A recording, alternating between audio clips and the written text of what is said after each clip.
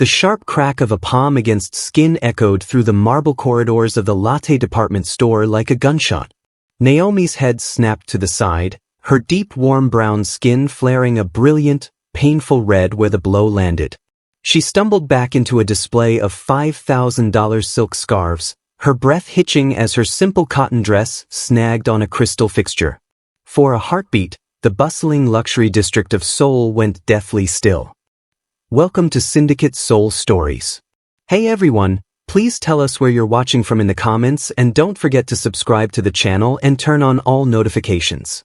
Your support makes all the difference for us to keep creating these emotional stories. Naomi looked up, her jaw slack with shock and her almond eyes wide, staring at the man who loomed over her. Derek Lawson, her ex-husband. The man who had stripped her of her savings, her dignity, and her home in Atlanta 5 years ago before dumping her in a city where he thought she'd drown.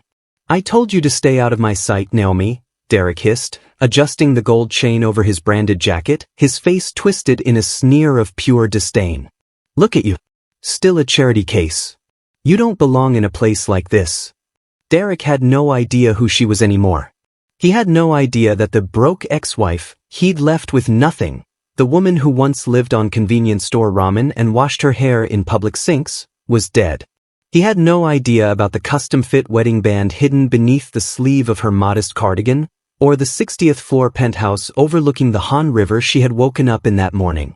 He certainly had no idea about the black titanium card in her plain shoulder bag that could buy the very store they were standing in. But most dangerously, Derek had no idea about the man whose name now protected hers. He didn't see the 4 shadows in charcoal suits closing the exits. He didn't notice the silent, tall figure with jet black hair and a steel gray gaze stepping out of the elevator. He didn't know CO Jin-Wook, Seoul's most feared underground leader. As Naomi's phone buzzed in her pocket with a priority alert, and Jin-Wook's unreadable, calm eyes locked onto the back of Derek's head, the realization began to settle in the air like a cold mist. Derek hadn't just slapped an ex-wife. He had just declared war on a king's queen. And in exactly 60 seconds, his entire world was going to go dark. The sun rose over the Han River, casting a pale, golden light through the floor-to-ceiling windows of the Gangnam penthouse. Naomi Carter sat on the edge of a bed draped in silk sheets that cost more than her father's first house in Atlanta. She ran her fingers over the fabric, her deep brown skin contrasting beautifully with the cream-colored linens, yet she couldn't shake the phantom sensation of the rough, polyester blankets she'd used just 2 years ago in a cramped studio apartment. Even now, surrounded by the quiet hum of high-end climate control and the scent of expensive sandalwood, Naomi felt like a ghost haunting someone else's dream. She stood up, her bare feet sinking into the plush white rug as she moved toward the dressing room. Every movement was practiced and quiet, a habit born from years of trying to remain invisible, trying not to take up too much space in a world that had once discarded her. She opened the wardrobe to find rows of designer dresses, each one a masterpiece of tailoring. Jin-Wook had insisted she have the best, yet today, she reached for a modest, neutral-toned knit dress. It was clean, elegant, but lacked the loud logos that the socialites of Seoul wore like armor. She dressed herself with a restrained dignity, her movements fluid but cautious. Standing before the vanity, Naomi looked at her reflection. Her soft oval face was framed by natural 3C curls pulled back into a neat, low puff. She looked every bit the part of a woman of means, save for the shadow of quiet pain that lingered in the depths of her almond-shaped eyes. To the world, she was a mystery. To Jin-Wook, she was his heart. But to herself, she was still a survivor waiting for the other shoe to drop.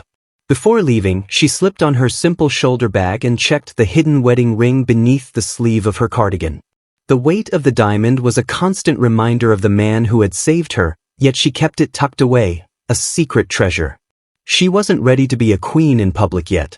For now, she was content to be the hidden wife of the city's most dangerous man, unaware that the piece she had carefully built was about to be shattered by a ghost from her past. CO Jin-Wook stood in his private office, the heavy silence of the room punctuated only by the rhythmic ticking of a vintage clock. He stared at a wall of monitors, his gaze fixed on one particular screen that tracked a small, unassuming GPS signal moving through the streets of Seoul. To the world, he was a man of ice, a leader whose very name commanded a terrifying respect in the underworld. But when it came to Naomi, that ice didn't just melt, it burned. His obsession was not one of control, but of a fierce, silent preservation. He knew every scar on her heart, the ones left by the man who had discarded her like trash. It was for that reason he allowed her these solitary excursions. He understood that for a woman who had been stripped of her agency, the ability to walk through a store and choose a simple item for herself was a vital reclamation of her soul. He let her shop alone because he wanted her to feel free, even if that freedom was an illusion maintained by the 4 elite guards he had trailing her at a distance of exactly 30 yards. He watched the signal pause near the latte department store. Jin-Wook leaned back in his leather chair, his light-medium Korean beige skin appearing pale under the fluorescent lights.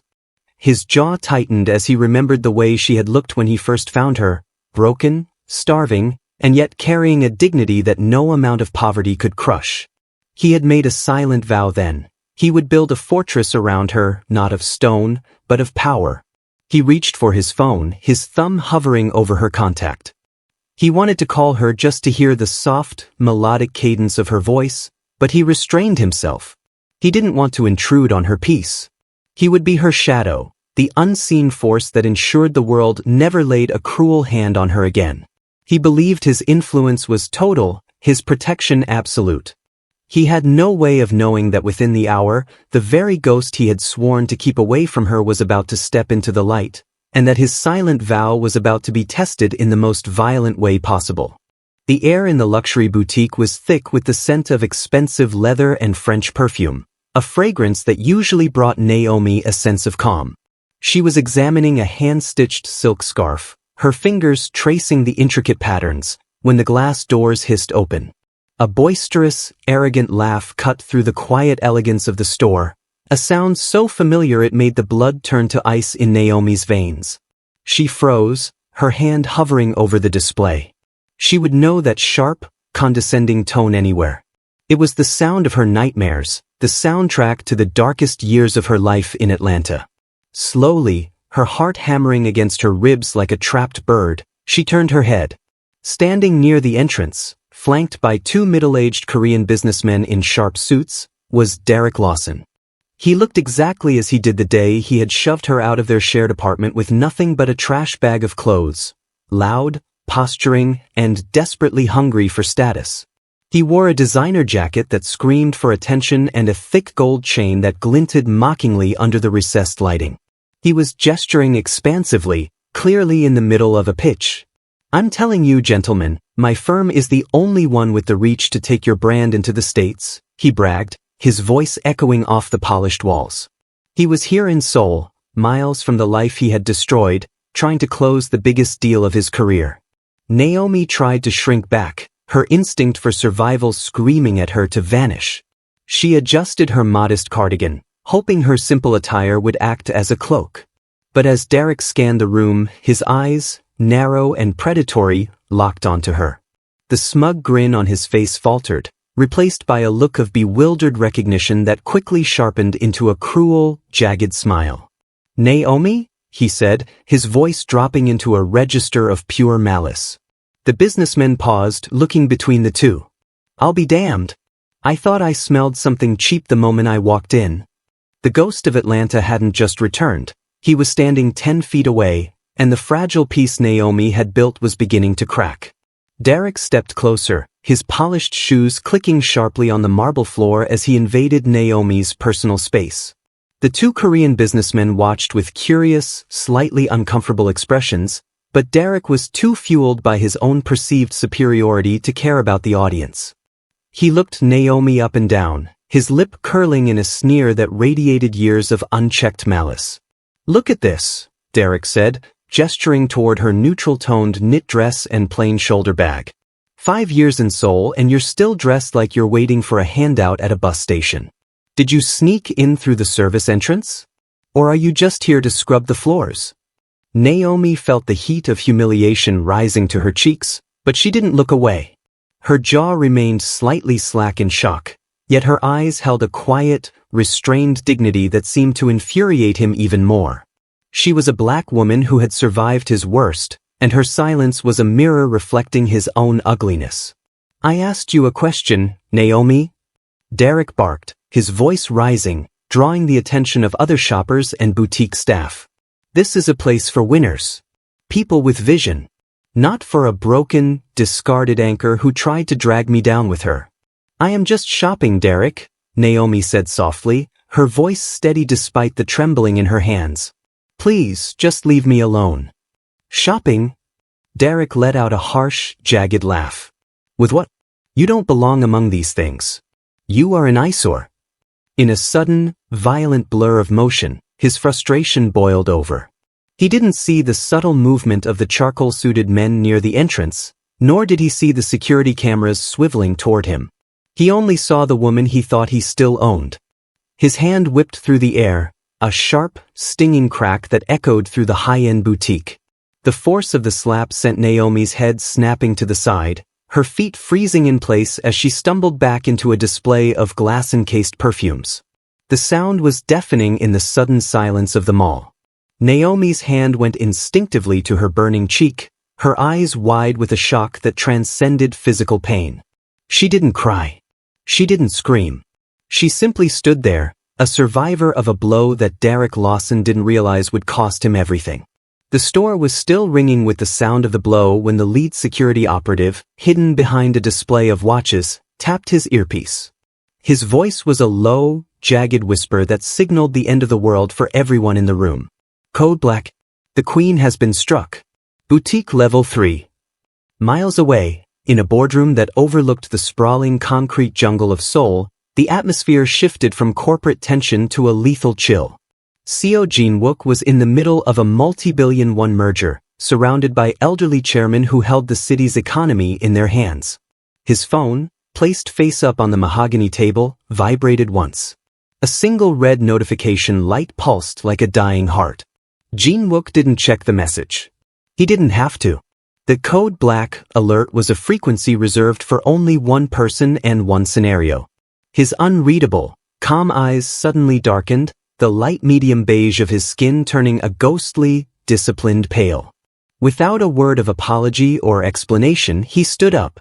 "Mr. CEO?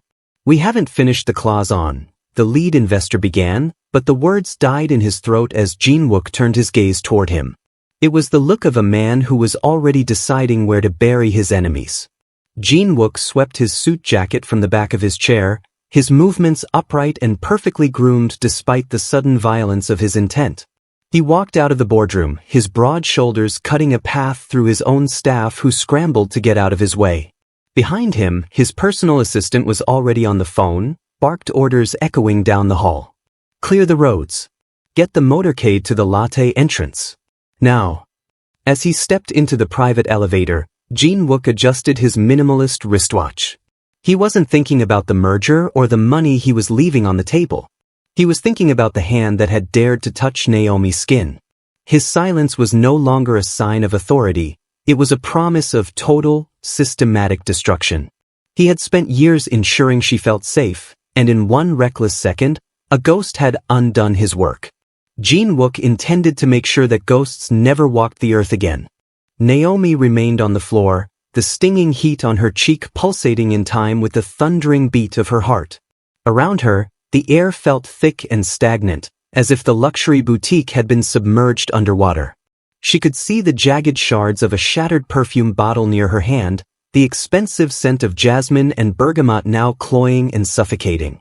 Derek stood over her, his chest heaving with a twisted sense of triumph.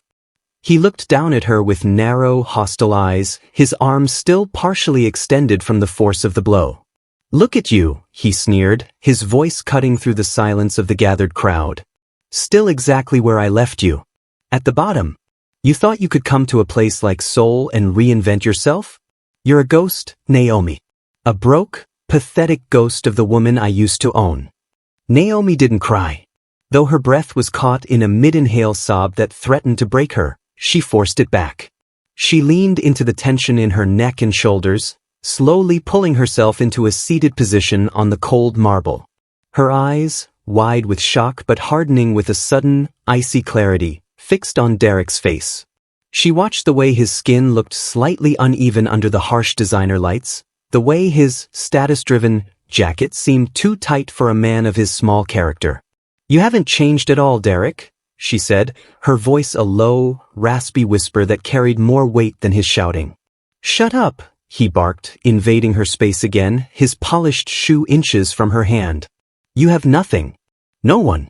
I'm about to sign a deal that will put my name on buildings in this city, while you'll still be scavenging for scraps. I should have slapped some sense into you years ago." He continued to rail against her, a verbal tirade fueled by the deep-seated insecurity of a man who needed to crush someone else to feel tall.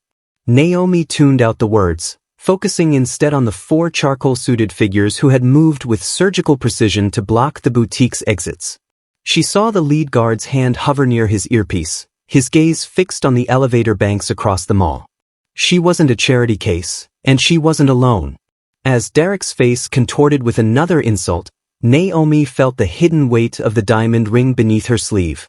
She realized then that the silence in the room wasn't for her. It was the silence that preceded a landslide. She remained frozen in time, not out of fear, but because she was witnessing the final moments of Derek Lawson's life as he knew it. The heavy glass doors of the boutique didn't just open, they seemed to surrender. The frantic energy of Derrick's shouting was instantly smothered by a predatory silence that rolled into the room like a localized winter. It started at the entrance, a ripple of movement as the onlookers, who had been filming the drama on their phones, suddenly lowered their devices and stepped back, their faces draining of color. The crowd parted with a primal, instinctive urgency, clearing a wide, unobstructed path toward the center of the store. Emerging from the shadows of the mall corridor was CEO Jin-Wook. He moved with a terrifying, upright stillness, his tall frame cutting a sharp silhouette against the bright luxury lighting. His charcoal suit was perfectly pressed, his jet-black hair undisturbed, but his presence was a physical weight that made the air feel thin and brittle. Derrick, still mid-sentence, felt the shift before he saw the source. He turned, his lips still curled in a sneer, but the insult died in his throat. He looked at Jin-Wook, the square jaw, the high cheekbones, and the eyes that held the cold, unreadable depths of a deep-sea trench. Derrick was a man who understood power only through noise and jewelry, but the man walking toward him was power personified through silence. Jin-Wook didn't look at the crowd, and he didn't look at the businessman trembling behind Derrick. His focus was a laser, locked entirely on Naomi. As he stepped onto the marble floor where she sat, his gaze dropped to her reddened cheek. For a microsecond, a vein pulsed at his temple, the only sign of the lethal rage boiling beneath his light-medium beige skin. He didn't raise his voice. He didn't have to. The four security guards who had been standing idle suddenly snapped to attention, their hands moving in unison to their sides. The atmosphere in the room turned so cold that the very breath seemed to catch in everyone's lungs. Derrick took an involuntary step back, his arrogance finally flickering with the first true spark of fear. He had been the predator a moment ago, but as Jin-Wook stopped exactly 3 feet away, the reality of the food chain became agonizingly clear. The king had arrived, and the air itself was declaring that a debt was about to be paid in blood. Derrick felt the sudden drop in temperature, but his ego was too loud to let him hear the warning bells. He straightened his branded jacket, his hand half-clenched in a reflex of aggression as he looked at the newcomer. Jin-Wook stood motionless, his silent presence radiating a type of danger Derrick had only ever seen in movies, a controlled, absolute authority that made the tough guy act look like a child's tantrum. "And who the hell are you?" Derrick snapped, his voice cracking slightly before he forced it back into a growl. He stepped away from Naomi, moving toward Jin-Wook with a puffed chest, invading the space of a man who didn't flinch. "This is a private conversation between me and my ex. You're interrupting a very important business meeting with people you probably couldn't even afford to work for." Jin-Wook didn't answer. He didn't even acknowledge Derrick's proximity. Instead, his calm, unreadable eyes drifted down to the floor, where Naomi was beginning to stand. His expression remained a mask of disciplined Korean beige, but the air around him seemed to thicken. "I'm talking to you," Derek shouted, emboldened by the lack of immediate retaliation. He turned to the two Korean businessmen behind him, looking for validation. "You see this guy? Probably some mid-level manager trying to play hero. Hey, buddy, I'm Derek Lawson. I'm the CEO of Lawson Global. I'm about to be one of the biggest investors in this city." He turned back to Jin-Wook, pointing a finger at his chest. "You want to keep your job? You better turn around and walk away before I make one phone call and end your career." The silence that followed was suffocating. The boutique staff had completely retreated, and even the air conditioning seemed to stop humming. Jin-Wook finally looked at Derek. It wasn't a look of anger, it was the look of a scientist observing a particularly annoying insect before crushing it. "One phone call." Jin-Wook's voice finally emerged, not a shout, but a low, velvet baritone that carried to every corner of the room. "Please, make it. I would like to see who in this city answers a call from a dead man." Derek laughed, a nervous, jagged sound. "A dead man? What are you, some kind of poet? You're a nobody. Naomi only attracts nobodies." He looked back at Naomi, sneering. "Is this him? Is this your new little boyfriend? You went from a king like me to this." Derek had no idea that at that very second, his name was being erased from every database in the city.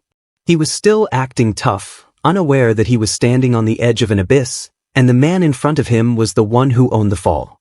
The tension in the boutique reached a fever pitch as the sound of hurried footsteps echoed from the marble corridor. Derek, still wearing his mask of arrogant defiance, turned toward the entrance with a look of relief. "There they are," he gloated, casting a final, mocking glance at Jin-Wook. "The real power in this city. Watch and learn, hero." Two men in charcoal gray suits burst through the doors, the senior executives of the investment firm Derek had been courting for months. These were the men who held the keys to his future, the ones he had spent weeks trying to impress with his Lawson Global branding and leased luxury cars. Derek stepped forward, his hand extended, a sycophantic grin plastered on his face. "Mr. Park, Mr. Choi. Perfect timing. I was just dealing with this disruption. This man is interfering with..." He never finished the sentence. The two executives didn't even see Derek's hand. They didn't see the display of perfumes or the scattered glass. Their eyes were locked on the tall, silent figure standing next to Naomi. As if pulled by a single string, both men skidded to a halt and dropped into deep, 90-degree bows, their foreheads nearly touching their knees. "Chairman CEO," they shouted in unison, their voices trembling with a terror so visceral it seemed to vibrate the air. "We did not know you were here. Please, forgive our intrusion." The silence that followed was absolute. Derek's extended hand began to shake, his fingers curling into a useless claw as the reality of the situation crashed down on him. He looked at the executives, men he considered the pinnacle of Seoul's elite, cowering like servants before the man he had just called a nobody. Jin-Wook didn't acknowledge the bows. He didn't even look at the executives. His gaze remained fixed on Derek, whose medium brown skin had turned a sickly, ashen gray. The tough guy, fade, and the gold chain now looked like a costume for a man who had accidentally stepped into a lion's den.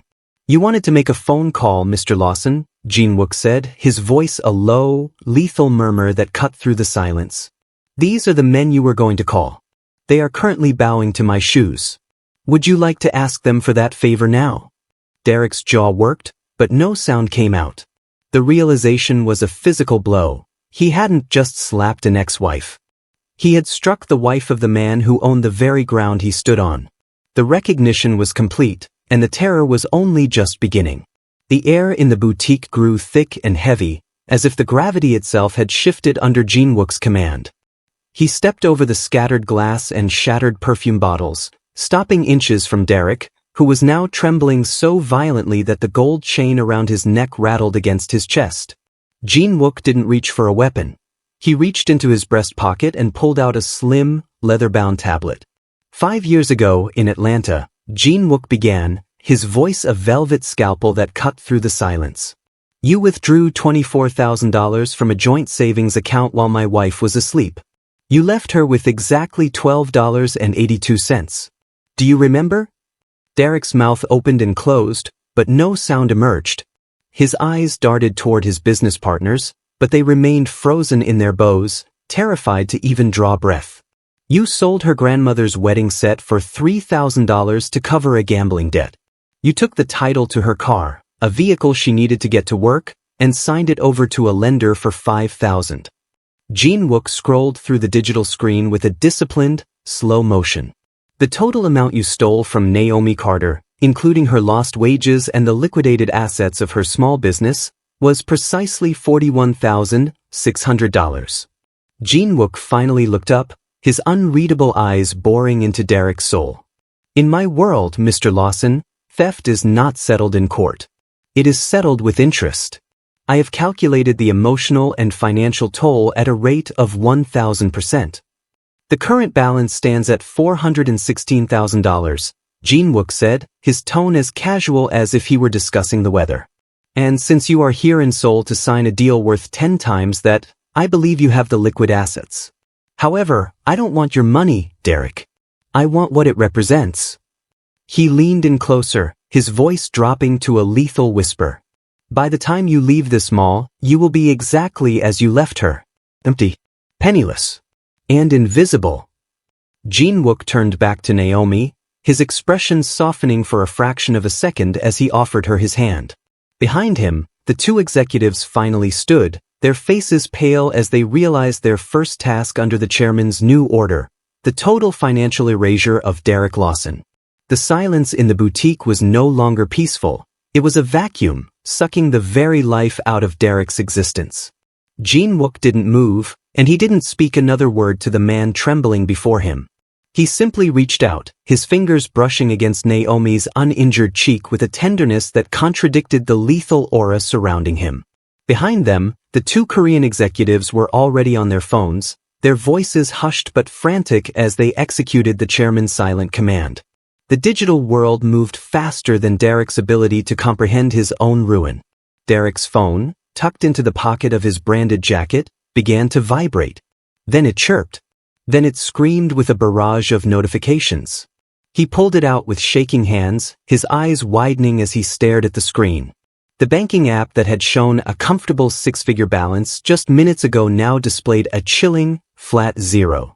The screen flickered, and a red banner appeared. Account restricted. Contact security. What did you do? Derrick whispered, his voice cracking into a high-pitched plea.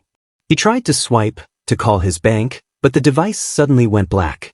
A remote wipe had been triggered, erasing his contacts, his emails, and the very proof of his Lawson global empire. The lease on his luxury car in the parking garage was cancelled. The reservation at his five-star hotel was voided. In the span of a few heartbeats, the digital tether that connected Derrick to his status had been severed. The two executives stepped forward, their faces grim. Mr. Lawson, one said, his tone devoid of the respect he had shown moments earlier. Our firm has terminated all negotiations with your entity. Furthermore, we will be notifying our international partners of your ethical liabilities. You are persona non grata in this city. Derrick looked around the room, realizing that the luxury items he had used to mock Naomi were now walls of a prison he couldn't afford to stand in. He was a man with a gold chain and a polished suit, but no money to pay for the air he was breathing. He looked at Naomi, searching for a spark of the pity he used to exploit, but he found only the calm, steady gaze of a woman who was finally watching a ghost fade away. The blackout was complete. Derek Lawson was officially a nobody in the City of Kings. The heavy, armored door of the Bentley Mulsanne closed with a soft, vacuum-sealed thud, instantly severing the connection to the chaos of the mall.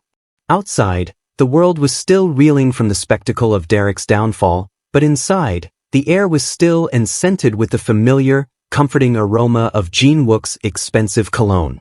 The car pulled away smoothly, the tinted glass turning the neon lights of Seoul into blurred streaks of violet and blue. For a long moment, there was only silence.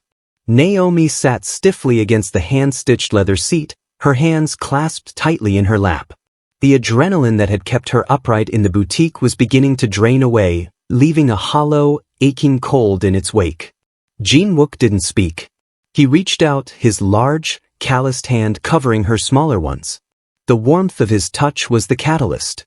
A single, jagged sob escaped Naomi's throat, and then the floodgates opened. She collapsed inward, her forehead resting against his shoulder as years of buried humiliation, the hunger she had hidden, and the terror of seeing Derek again poured out in a torrent of silent tears. The man who was feared by every captain of industry and underground leader in the city shifted. He didn't offer platitudes or tell her to be strong. Instead, Jin-Wook wrapped his arms around her, pulling her onto his lap with a fierce, protective urgency. He buried his face in the crook of her neck, his breath warm against her skin. "I am sorry," he whispered, his voice cracking with a raw, human emotion he never showed the world. "I am sorry I let his shadow touch you again." In the privacy of the darkened car, the underground king was gone. There was only a man who loved a woman so deeply it terrified him.